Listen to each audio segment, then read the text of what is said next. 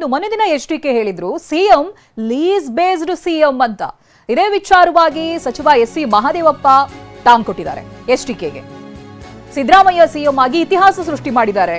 ಯಾವ ರೀತಿ lease based ಮುಖ್ಯಮಂತ್ರಿ ಆಗ್ತಾರೆ? ಸಿದ್ದರಾಮಯ್ಯ 7 ವರ್ಷ 6 ತಿಂಗಳು ಸಿಎಂ ಆಗಿ ದಾಖಲೆ ಮಾಡಿದ್ದಾರೆ. ಲೀಸ್ ಅಂದ್ರೆ 3-4 ತಿಂಗಳಷ್ಟೇ ಅಂತ ಮಹದೇವಪ್ಪ ವಾಗ್ದಾಳಿ ನಡೆಸಿದ್ದಾರೆ.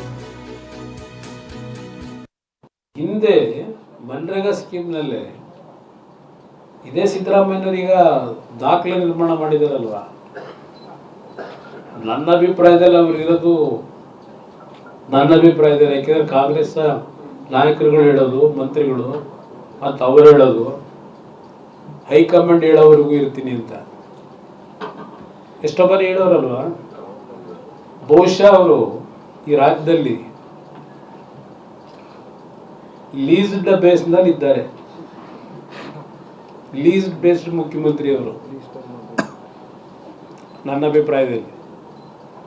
ಅದು ಬೇರೆ ಒಂದು ಭಾಗ ಇರಲಿ ಅಂತ. ಏನು ದೇವರಾಜ ಅರಸು ದಾಖಲೆ ಅವರು ಸೆಟ್ ನೋಡ್ದಿದ್ರು, ಕಂಟಿನ್ಯೂಸ್ ಆಗಿದ್ರು 7 ವರ್ಷ. ಇಂದಿರಾ ಗಾಂಧಿ ವಿರುದ್ಧ ಸೆಟ್ ನೋಡೋದು ನಿಂತರು. ಇವರು ಕೇಂದ್ರ ಸರ್ಕಾರದ ಹೈಕಮಾಂಡ್ ಇದೆಯಲ್ಲ, ರಾಹುಲ್ ಗಾಂಧಿ, ಅವ್ರಿಗೆ ಕಾಯ್ತವ್ರು, ನೀವು ಯಾವತ್ತೂ ನಾನು ಹೋಗ್ತೀರಿ, ಯಾವಾಗ ನಾನು ಹೋಗ್ತೀನಿ ಅಂತ ಹೇಳಿ.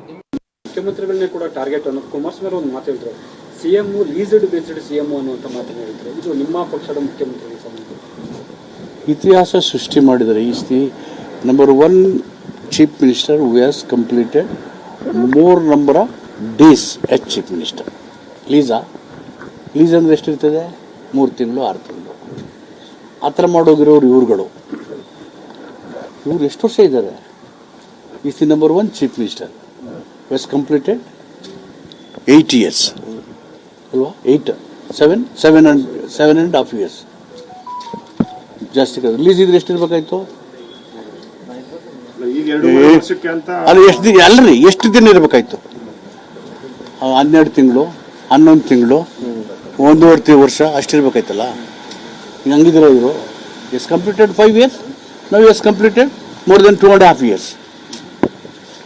Still is in office. ಏನು ಇವೆಲ್ಲ ಹಾಸ್ಯಾಸ್ಪದ ಇವೆಲ್ಲ.